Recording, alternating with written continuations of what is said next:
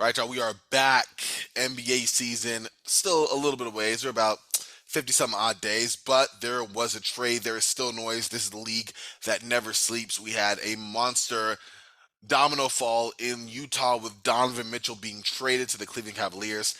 Here to break it down with me is, as always, well, here at least, my friend Josh Earl.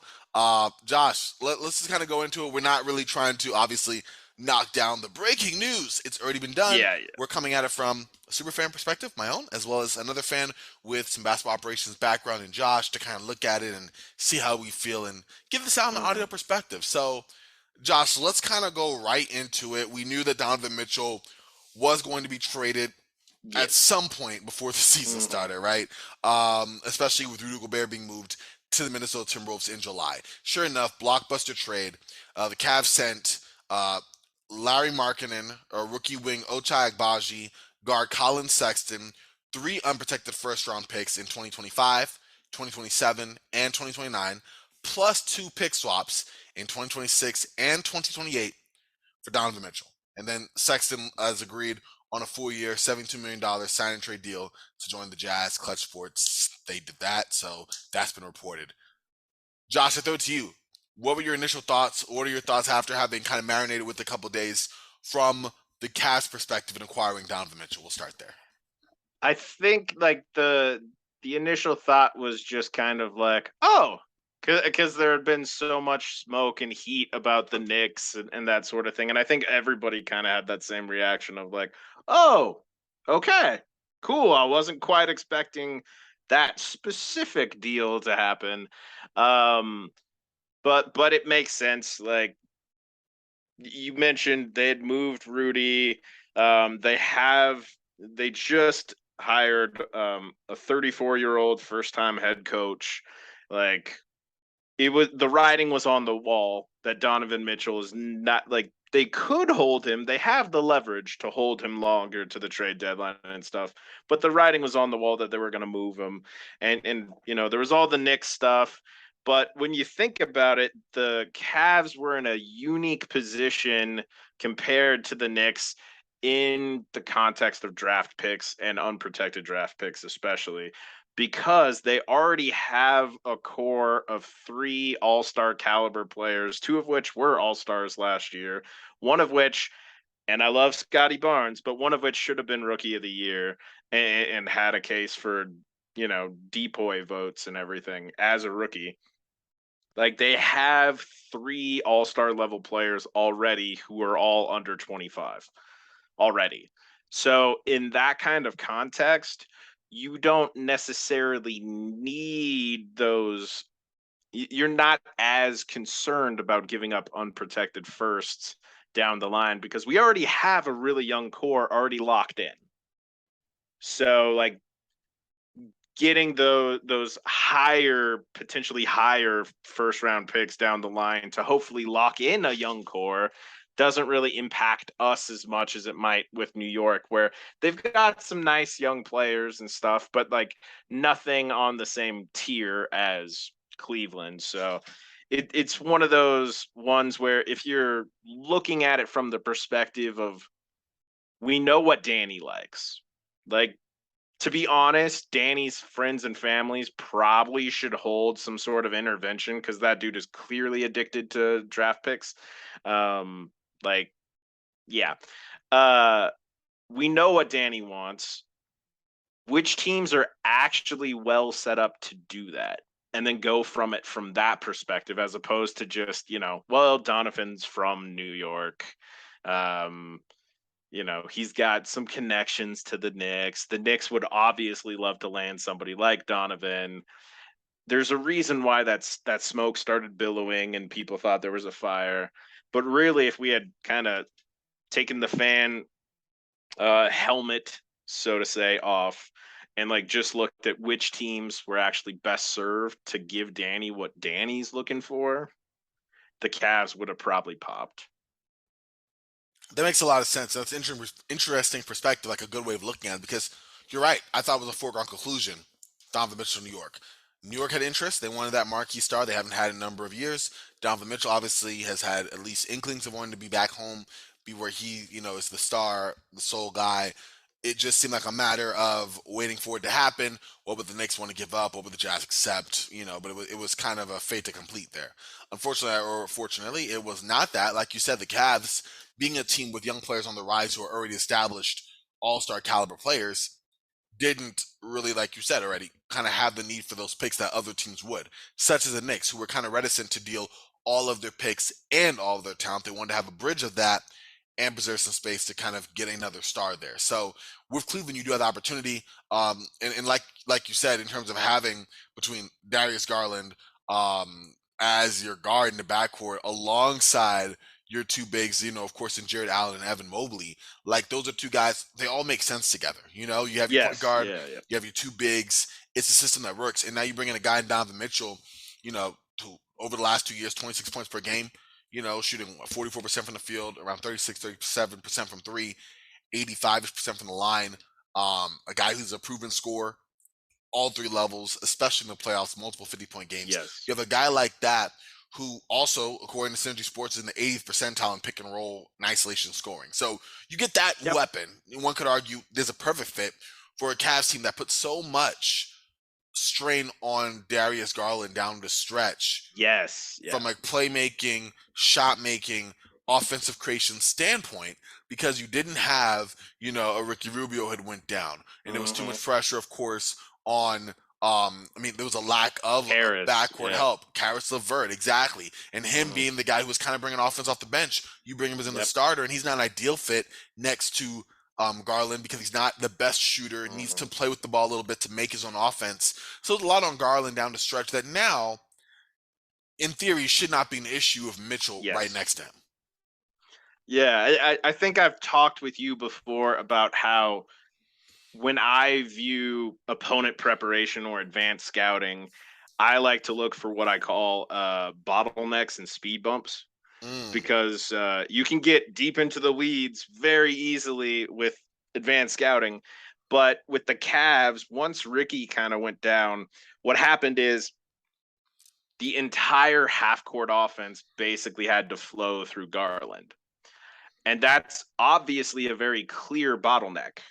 You don't have to game plan too much for everyone else. You just have to figure out, how do we make Garland have less options? Like we hmm don't we don't even necessarily, even if Levert's having a good night, or so and so, Kevin Love, like there are players that would make a scouting report, you know, but we know the bottleneck is right there. We know the half court offense has to flow through Garland for them to get anything consistently good. So we know where to put our defensive focus and our pressure on right there. And I think Donovan is a fantastic scorer. I do not buy him as a playmaker, but with Garland, that's not going to be as big of an issue. And like Donovan, it helps open up that bottleneck, right? Like now you have someone else who at the very least can create looks for himself in the half court. You can't really just focus in only on Darius and kind of eliminate a lot of the ripple effects in the half court offense, because he could just swing it to Donovan. And we know Donovan, like you said, very talented ISO scorer, very talented pick and roll player. Again, I'm not a big fan of his playmaking. He's a little too turnover prone for Yeah. my personal, and you know me, I'm a curmudgeon. My personal taste. Work the ball Um, around the horn. but I it's obviously like a really good upgrade for the Cavs. The big question, I think, and I've heard from multiple different Cavs fans that I know, where some like love the trade and are super excited, and others were like, we gave up too much.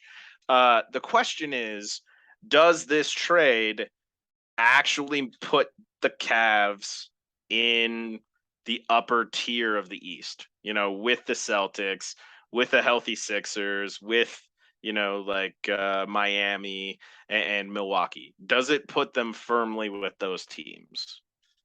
I think it does. I don't know where in that I think it does, Mhm. but when I look at the Eastern Conference, you look at the teams that went last year. Boston obviously is going to be right back up there.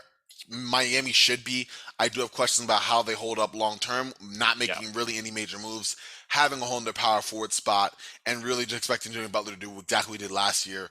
With, of course, Kyle Lowry's personal issues, kind of still from what I've been reading up, kind of going into this upcoming season. So there's questions with Miami. They could drop down a peg. Atlanta is somewhere in that mix as well. But just looking at the Eastern Conference, I'm trying to think of how I would adjust the rankings or the standings based off of what they Hmm. were. And looking at what we had, let's say Miami drops a little bit. Philadelphia goes up, Okay. right? Milwaukee's still up there.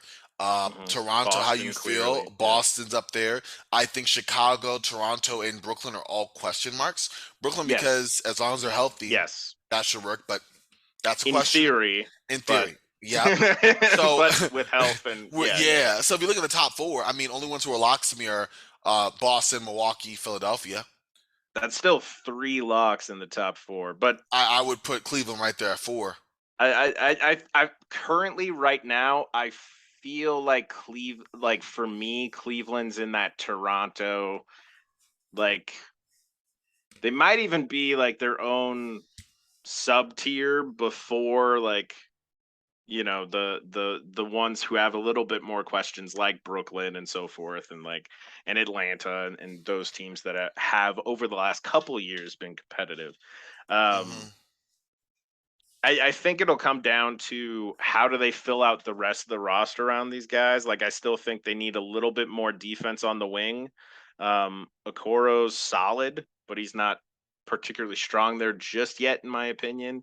They obviously have one of the greatest current pairings of rim protection and everything, but you still need somebody who's going to slow down those bigger wings like a Chris Middleton, Giannis Antetokounmpo, a Jalen Brown, a Jason Tatum, like the Yeah. very teams that they'll play in the Jimmy Butler, playoffs. James Harden. Exactly. Yeah. They're gonna need even a Tobias Harris would probably smoke them a little bit right Kevin now Durant. on the wing. Yes, and I didn't bring up Kevin because Brooklyn's No, its of own weird course. thing. I'm messing But with but you. yes, But I'm like saying just to show how the deep these kind of yes, spots yes. are. You're putting a lot of I pressure on think Isaac Okoro. yes, exactly. So I think if they nail that, like whomever's also getting minutes in that role behind Okoro, and they have some good health, particularly with the new Big Four, I think they very easily could be up there in that top four in the East. But it's always coming back to like that health and how many people kind of continue to grow and that sort of thing. And but yeah, like I think they definitely addressed the biggest issue that they had uh, from last season, and I think they're better equipped this year to take that big leap that it seemed like they were taking at the start of last year. I 100% agree. I think that you're right in terms of not only having a team that's on the rise that made another move to continue that upwards trajectory, but also you look at Mitchell's two biggest weaknesses, passing and defense. I think that you're covered mostly by your teammates. Darius Garland was in the top 10 assists per game last year. Of course, we Hmm. already know what Evan Mobley and Jared Allen would do. You have a guy in Isaac Okoro who will help out as well. That's a lot, but you're right. I think that if we're continuing what they were trying to do, which is continue that march toward playoff relevancy and actual contention, this is a good step in the right direction. But looking more from Cleveland, now taking it over to Utah. We talked about Hmm. Danny Ainge a little bit here. As we know, Utah wants some people want all the smoke. Utah wants all the picks, right?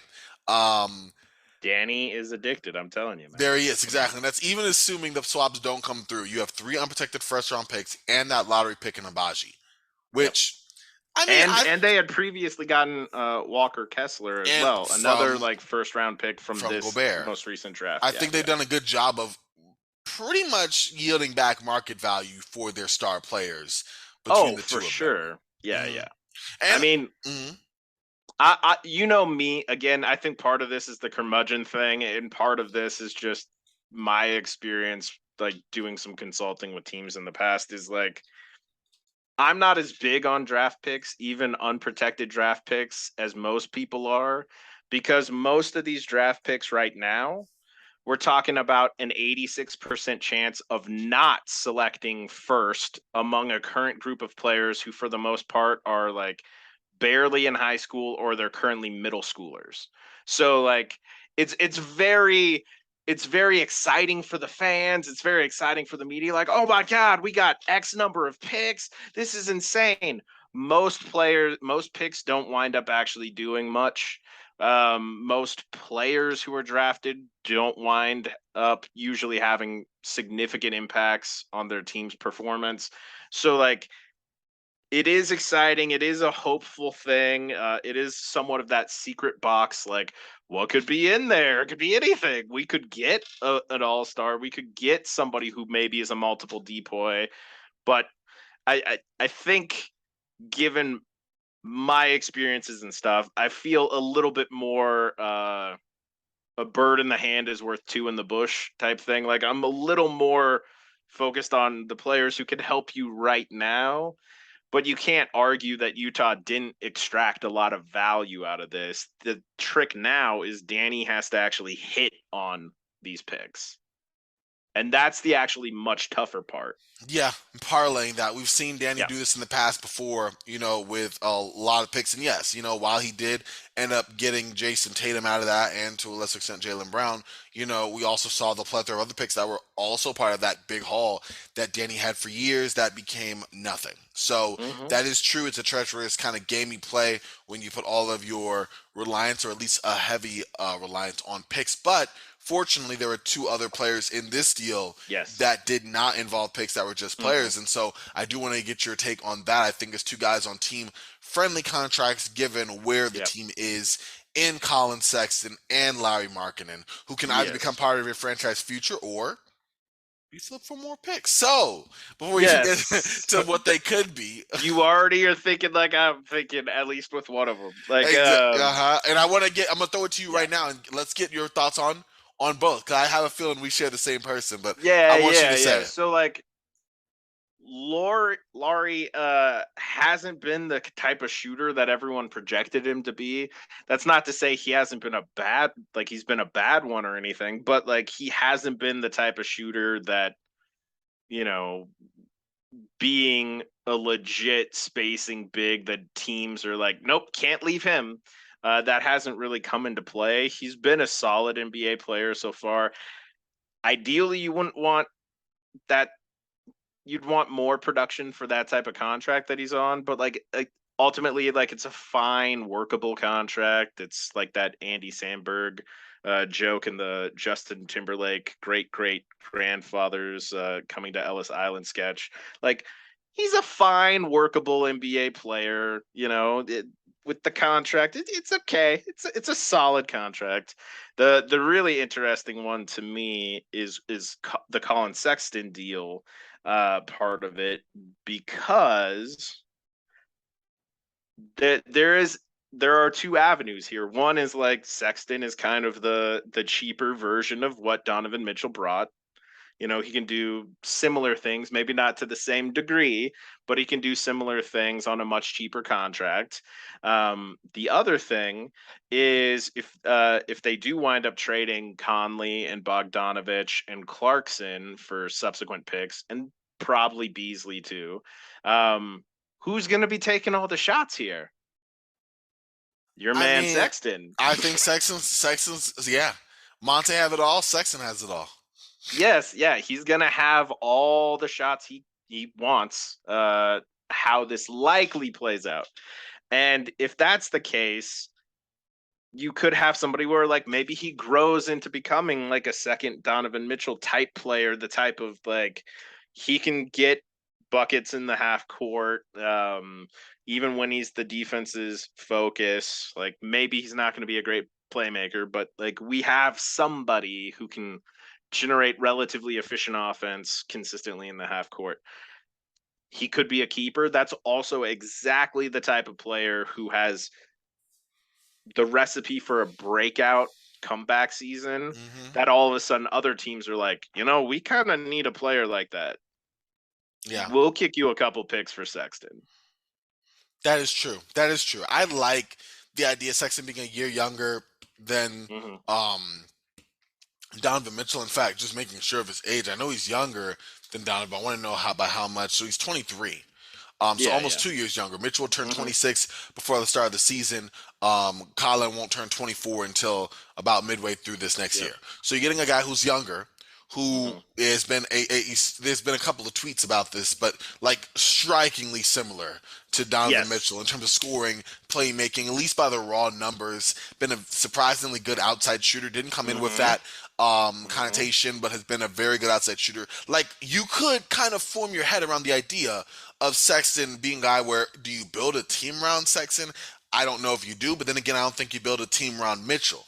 But for a Yes. rebuilding Yeah, yeah. team that is prioritizing development, having young players, you know, there's worse starting points than a guy Yeah. in Colin Sexton who long term you're going to be paying through his prime to see what he is, and he's still very young. With that being Yep. said, I do think that you are going. There's additional moves to be made, of course. You still have Nikhil Alexander Walker. You still have, and I'm starting off him because he came first to mind, not because he's that important, but also, Mike Conley. Hmm. You have Yeah, I all of know. these guards in the back. I'm trying to think of Jordan Clarkson. Clarkson. You have a Yep. lot of guys, and that's not even saying Bojan Bogdanovic and other And guys. and Beasley, like, do they Beasley as well, keep Malik Beasley or do Beasley, they look to, like, yeah, to parlay him for additional picks because yeah. that would Hmm. make sense. Taylor Horn Tucker, same thing as well. All these guys Hmm. either need the ball or are much better on ball than off of it. Yep. And so you do have to expect more moves to be made by Utah, try to get some of those guys clear to make more room if you're trying to focus on whether that is just specifically Colin Sexton with the ball more as your guy, or Hmm. focusing Colin Sexton and Taylor Horn Tucker, another guy, Mad Young, they could grow together potentially. Again, there's a lot there that for Utah, when I say grow together in terms of, yeah, not like the next great Utah team, but you gotta have somebody while you're trying to, win for Wembanyama Hmm. and do all the other stuff that the Jazz will be doing for years to come. So it's weird in saying that I like Colin Sexton as a potential building block. However, I'm not sure if the Jazz are looking at him as that player. One could assume that with the Yes. Yeah. contract, but it's a nice contract on any team. Yeah. Again, like, it's they didn't pay him the same they would be paying somebody like Mitchell. Like, I feel like this is a buy low type deal, but not necessarily with clarity on, are we buying low and expecting him to emerge into what we're looking for? Are we buying low and thinking we can sell high? And honestly, like, Danny is a big game hunter. Danny's not going out for grouse or like rabbits. Like Danny is a big game hunter. So I imagine most of his moves are gonna be focused on, like, can I get like two or three guys that I think can legit be the guys for a championship level team. And I don't think, obviously, at this point in time they have any of those guys as we stand here today. Um, Plus, I also just think Danny again has a draft pick addiction. Yeah, yeah. There's he Yeah. Trader Danny. I mean, it's not. Yeah, Yes, yes, like, yes, yeah. yeah, yeah, yeah. So we'll see how it plays out, but I'm interested to kind of see also what other moves happen before training camp starts, before the start of the season starts. How much of a, like, completely fresh start do they want to give Will Hardy as the first year, first time head coach in the NBA? Uh, is he just starting basically from scratch with a fairly, like, really young team, Hmm. or are they, gonna let these Mike Conley's, Bojan Bogdanovic's, Jordan Clarkson, Beasley's, of the team kind of Play out. wait until we get the best possible offer? Because Danny could go either way, honestly. But um, Yeah, yeah, it's definitely been an interesting offseason for Utah, and I'm interested to see how they actually hit on these chances at bat, because that's the big thing. You can have all the picks in the world, doesn't matter unless you hit on enough of them. and make it count. That's Yep. the truth. And I guess closing this out before we end this here, we've heard a lot of flack about New York, right? New York should have been Yeah. in this. Should New York was in the bag. We started off with the show talking about how we thought this Hmm. was a done deal. Do you lay any blame on New York for not making this deal? Did you think it was ideal for New York? And I guess my last question is: were there other teams you wish could have got in the mix of it? Just yeah, wondering about that from your perspective. I'm sure there were other teams that were secretly in the mix on it, depending on what they had available. Lakers and Um, Russ. no, Just kidding. no, no, no. Sorry, bud. No. Oh, bro, But you got me. they you had to get it in there. I respect that. I had to for the Um, brand, for the culture. for the Knicks, in some senses, I actually give them kudos for kind of calling Danny's bluff and being like, no, man. Like the other thing is the Knicks' potential offer base has always been overblown because they do have a lot of additional firsts, but those are all pretty protected firsts. They're not the most attractive first to throw out at other teams, and they were hesitant to give up their own protected firsts, which, given the last like 20-ish years with the Knicks, I don't exactly blame their front office for like being hesitant to do that. Um, I also don't buy that Danny was really that interested in RJ Barrett and having to, sign him to a large scale extension.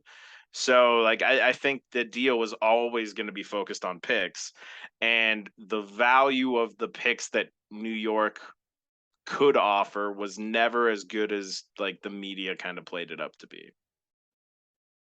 I get it, and it's New York. Media it sells. Yes. You want to Yeah. get a Kickstarter. You want to get something fire started. You bring up Yep. the Knicks. So I agree with you there in the perspective there. I'm glad for what it's worth the Knicks didn't do it. I don't think it made sense for them to Yeah. dump out all their assets from that point. Mhm. I do like, of course, Donovan Mitchell. I think he'd be a nice. I personally think he'd be a better future piece for the Knicks than RJ Barrett. I don't know if that's bold or not, but that's how I feel. I But I'm don't think glad they didn't I do don't it. think it's too bold. Mm. RJ's like a mixed bag for a lot of talent evaluators, but Well, yeah, I was gonna ask what do you think about him, but I don't want to go too far straight before yeah, we we end the don't need to show. get We'll too send into that the if we weeds. ever do a Knicks. Yeah, Again to me it comes back to like that SNL sketch I mentioned with Andy Samberg and Justin Timberlake, the Ellis Island, like a it's fine, workable, fine, good young fine. NBA player. Is he Exactly. who I would build a team around? No. He's not even who I would build a team Is he a around. bad NBA player? No, No. young Like, guy, got a future. yeah, like Absolutely. he's made strides, especially defensively. Like, I think he's going to be a good NBA player and have a good long career. I just don't think he's the star that New York wants. There it is. I like it. I like it. Listen, y'all, you just heard from the man himself, Josh Earl. Follow him on Twitter at 2RedJEarl. We'll be back at y'all real soon with something very, very fun. But in the meantime, between time, you can follow me on Twitter at CorbinNBA. Love the collab, man. Thanks again for your time, Josh. It's been cool. Thanks for having me on, man. It's always fun talking basketball, even if you gotta keep the Lakers in the convo I got to. the culture For the and everything. culture. For the culture. Yep. Whatever, man. Kudos to you for continuing to shoot your shot. Thank you. Hey, listen, always, always, my guy. No. All right, y'all, listen, stay tuned with us. Like I said, got some exciting stuff coming down the pipeline here. But until next time, for Josh, for myself, we are Frosty. Y'all say Frosty, and we'll talk to y'all real soon. All right, y'all.